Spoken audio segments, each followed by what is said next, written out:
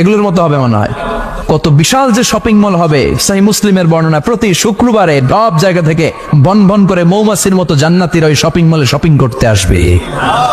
ইচ্ছে মতো দেদারসে পোশাক কিনবে, ইচ্ছে মতো শপিং করবে, টাকা দেয়া লাগবে না, ক্রেডিট কার্ড লাগবে না। সুবহানাল্লাহ পড়েন। ইচ্ছে মতো শপিং করবেন। দুনিয়াতে একটু কষ্ট করে হালাল উপার্জন করে খেয়ে যান। আল কানাআতু মিনাল ইসলাম, অল্পে খেয়ে তুষ্ট থাকা আর আল্লাহ শুকরিয়া করা, এটার নামই ইসলাম।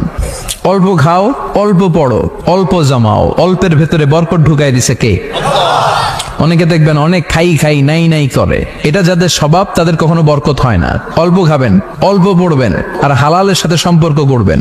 আল্লাহুম্মা কফিনি বিহালালিকা আন হারামিক ওয়া আগনিনি বিফাদলিকা আম্মান সিওয়াক। বিষ্ণুনবী দোয়া করতেন, আল্লাহ হালালকে আমার জন্য যথেষ্ট করেন, হারাম থেকে আমারে বাঁচিয়ে রাখেন। পড়েন আমিন। হালাল অল্প হলেও হালালে বরকত আছে না নাই? হারাম বেশি হলেও এটাতে কোনো বরকত নাই, ঠিক কিনা?